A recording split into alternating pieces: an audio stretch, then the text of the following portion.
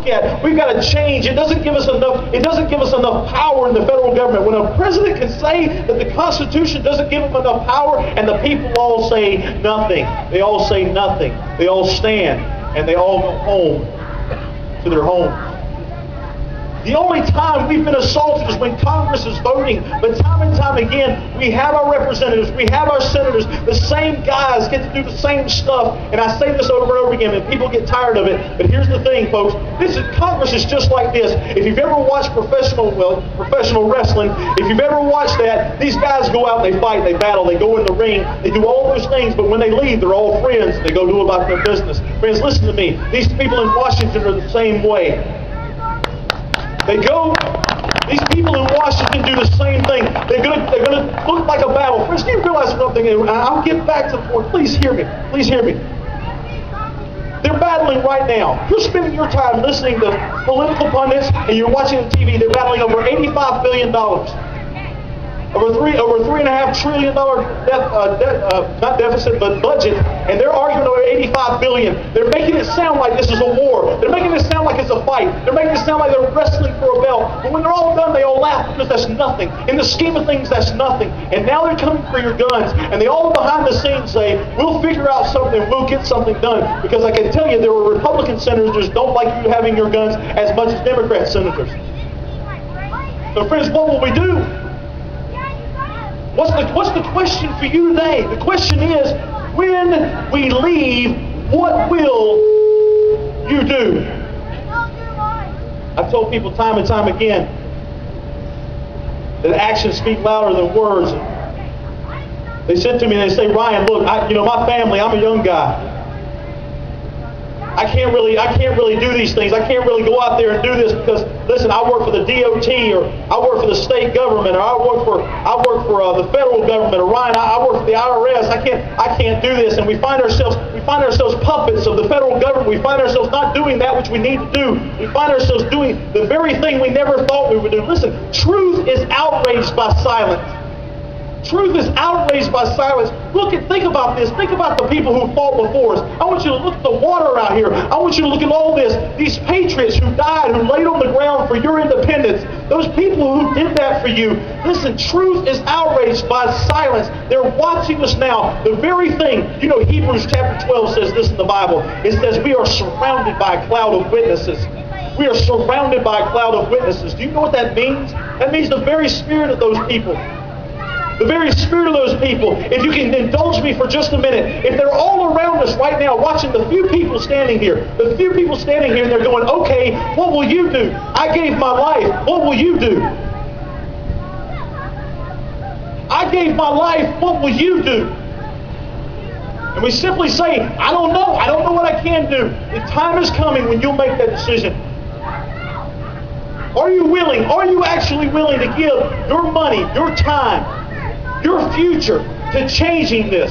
What is it that we will do? What is it that we will fight through? We must demand, friends, listen, here are the demands.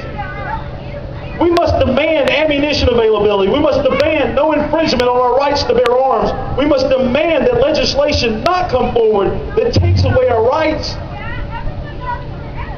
At no time, friends, we're going to come up against this. 1992 Summer Olympics. 1992 Summer Olympics, you had two things happen at those Olympics that were incredible. And that's what all of us are here for today. In 1992, one thing that happened is we had one of the hurdlers. She was running as fast as she could, and she tripped over the last one, and she was 4 or 5 feet away from actually getting through, and she crawled her way over the line. She crawled her way over. But then something else happened in that very same Olympics, and I need you to understand, this is very important, folks. This man was running, he was running in the 400, he was running as fast as he could. Derek was running just as fast as he could, and his hamstring pulled, and he fell, and he got to where he could barely hobble, and then his dad comes running out of the stands. His dad comes running out. People are trying to stop him. He says, no, that's my son. That's my son. I'm going to him. I'm going to get him. I'm going to help him. And he runs out and he grabs his son and he picks him up the side. And his son says, you don't have to do this, Dad. So I'm going to run with you. and they run all the way around it as the crowd begins to stand up and cheer all around the stadium. As they begin to stand up and cheer as the dad is pulling the son in and running around that stadium. Friends, this is what we're about. This is what we're about. When one person is down, that we go and pick them up. Jeremy, when one person is down, that we go and pick them up and help them. You see, friends, here's the thing. When you have a Bob Heine, when you have all these people, Bill Cherry and folks out here right now giving out information, folks, listen, we're all in this together. And when we begin to fall, when we begin to falter, when we begin to get in a situation where we don't know what to do anymore, that's why we're there for each other, David. That's why we're here, to pick each other up and say, we're going to continue the fight. The federal government has decided that you don't need your weapons.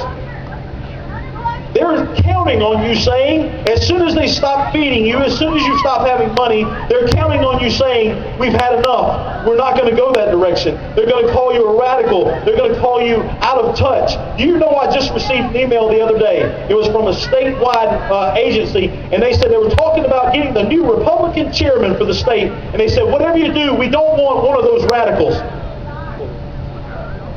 We don't want one of those radicals.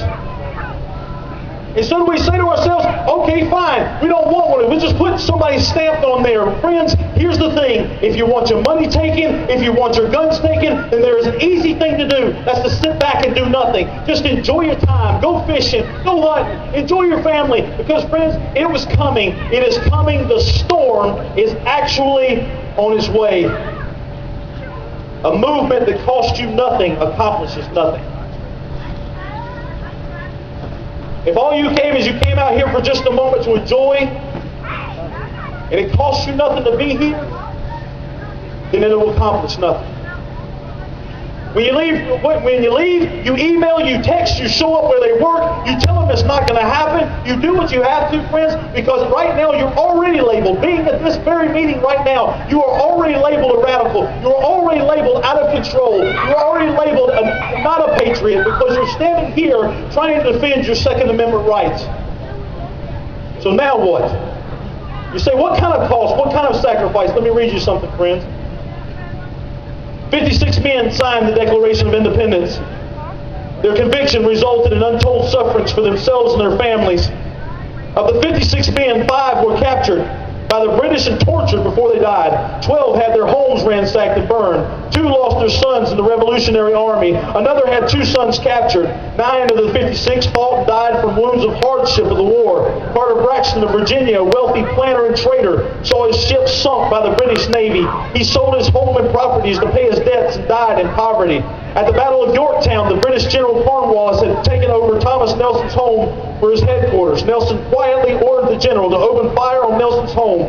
The home was destroyed and Nelson died bankrupt. John Hart was driven from his wife's bedside as she was dying.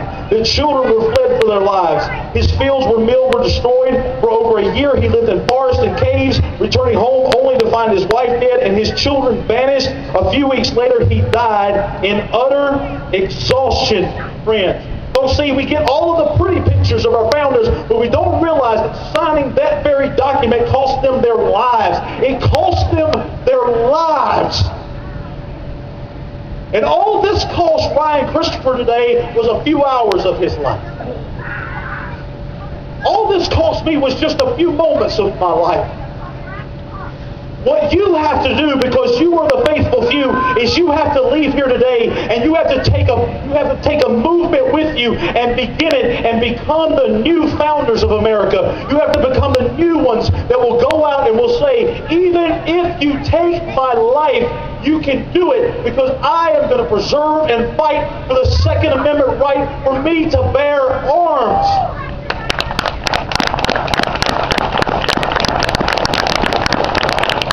Will you sacrifice? Will you suffer? The question is there for you today. Before I leave today, I want to say this. When you leave, I want you to talk to 10 people that weren't here that should have been. I want you to say to them, it was cold today. We nearly froze. I want you to say to them that it was terribly cold today. It was wet. In fact, we got muddy. In fact, we sat down. We got our clothes wet. But then I want you to say this: it's nothing compared to the sacrifice. The soldiers that have died for us. Friends, when you leave here today, you get started today.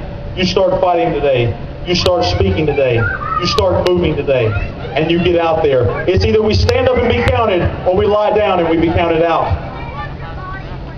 You stand up, you fight, you go and do everything that you can, and you say to these people, if indeed I must give my life, here it is, and it's coming, friends. The storm is coming. Just watch for the clouds. Stand up. Stand up for what you believe in, and be willing to give the very life that you walked in here with in order to protect this right. God bless you, God bless the state of Georgia, and God bless the Constitution of the United States. Thank you very much.